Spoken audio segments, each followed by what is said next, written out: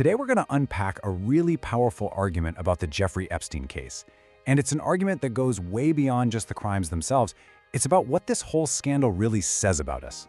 Let's get into it. And really, everything we're about to talk about boils down to this one, pretty haunting question. The source material we're looking at isn't just zeroing in on a crime. It's asking about our collective identity in the face of something this monstrous. All right, so where does this argument kick off? Well, it frames the whole thing not as some dry legal issue, but as a fundamental test of our moral character. It's a direct challenge to what we claim to stand for as a society. And right out of the gate, the opening claim is, well, it's incredibly stark. There's no gray area here. The argument is simple. If your system protects the powerful but sacrifices children, then your society has lost its decency. Full stop. From that pretty heavy starting point, the argument makes it super clear that this isn't just about the crimes of one man. It's about the entire web he was allegedly able to spin around himself. The whole point here is that Epstein wasn't some lone wolf, right?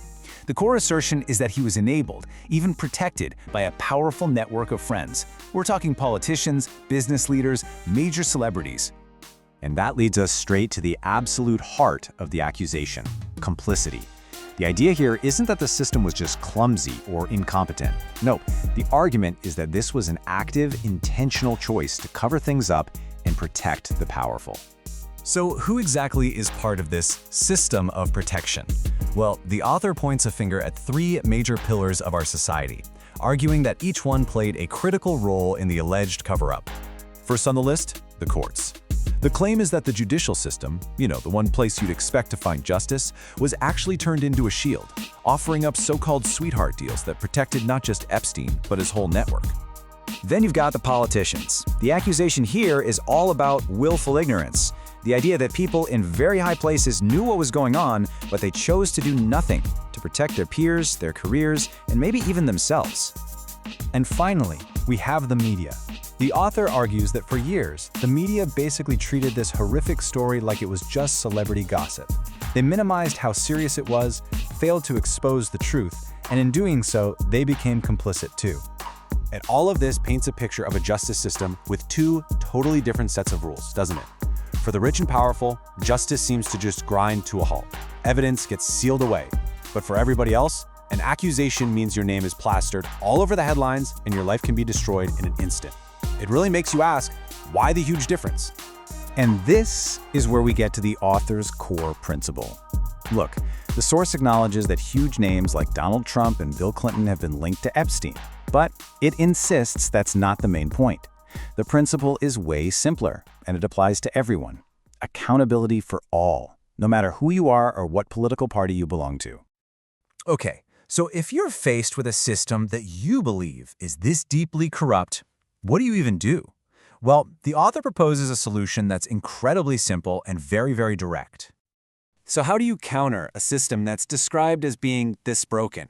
The answer we're given isn't some complex legal reform or a 10-point plan that's going to get debated and stuck in committees for years. No, the demand is much simpler. Just two words: release the list. The argument is that the only way to cut through all the layers of secrecy and protection is with total, unvarnished transparency. Just expose the truth. And the author is crystal clear about the terms here. This isn't up for negotiation.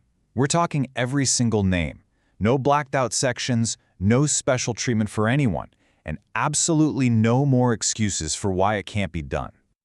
But, you might be thinking, what about the risk of ruining people's reputations with a list like this? The author's answer to that is pretty blunt. If a reputation was built on lies and horrific acts, it doesn't deserve to be protected. Let the truth do its work. And all of this brings us to the author's conclusion, where they circle right back to that very first question we started with.